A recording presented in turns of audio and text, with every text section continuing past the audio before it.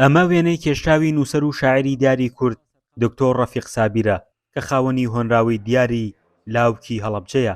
هەموو ساڵێک لە یادی کیمیابارانی هەڵەبجەدا هۆنراوەکەی نوێ دەبێتەوە. هونەرمەندێکی هەڵەبجە لە چوارچێوەی قوتابخانەی ڕیالیزمی هونەریدا لە ماوەی 3 ساڵدا وێنەکەی کێشاوە.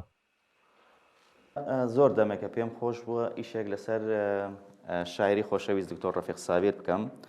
بەڕاستی ئاواتم بۆ ینی ئەدەتوانم شتێک بۆ لەوانەیە کە وەکو ئاواتێکە بتوانم بچووکترین وەفای خۆم بۆ شاعری خۆشەویست کاک دکتۆر ڕەفیق سابیر دەرببڕم.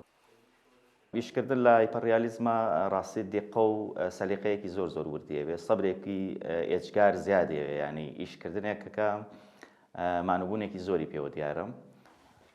ئیبراهیم زۆراب لە بواری قوتابخانەی گوزارشکاریشدا خاوەنی چەند تابلۆیەکی دیکەیە کە لە ناو ماڵەکەیدا بە چەندین قەبارەی جیاواز نمایشی کردوون. شێوازێکە بۆ دەربڕینی توانای هونەری خۆت و ئەگەر حاڵەتێکە بێت تۆ پەیامێکت هەیە لە ڕێی ئیشە هونەرەکانەوە، شتێکی کارە سادبار بێ یان شتێکی تۆ تەسیری تێ بکات و بتوانانی لەو ڕووە بتوانانی ئیشی لەسەر بکەیت. ئیبراهیم جیاوازی کارەکەی خۆی و ئەو وێنە دیجیتاڵیەی کە بە کامێرەکە چرکێنراوە و دروستی کردووەتەوە بۆ ئەوە دەگەڕێنێتەوە. دەڵێت کارەکەی من ڕۆحی خۆمم لەگەڵ ئاوێتە کردووە، بە زیندویش دەمێنێتەوە. هەمان پرسیاری ئەفلاتونە بۆ سیزانەڵێ تۆ خەریکی ئیشکردنی چیت لە کاتێکە کامێراوەی کە تۆتەوێت کامێرا بۆت ئەکاتەوە ئەمیشە. وەڵامی سیزانەوەیە بۆ ئەوەی کە منەی کێشم ئەوە نییە ئەمەی کە کامێرایەک شتێکت بۆ بەیانەکە بێڕۆح بێگیان.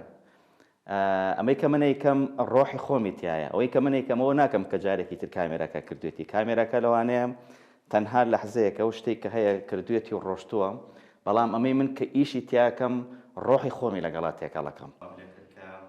ئیبراهیم زۆراب مامۆستای پەیمانگای هونەرە جوانەکانی هەڵەبجە و ماستەری لە هونەردا هەیە. ئەوە خۆی دەڵێ دەخوازم ڕۆژێک بێت هاوڵاتیان تابلۆی شەوەکارەکان لە خۆیان وەربگرن و لە بری تابلۆ کۆپیکرا و هاوردەکان لە ماڵەکانیاندا هەڵیان واسن تا هونەر ببێتە بەشێک لە کەلتوری ئێمە وەک نەتەوەی کورد.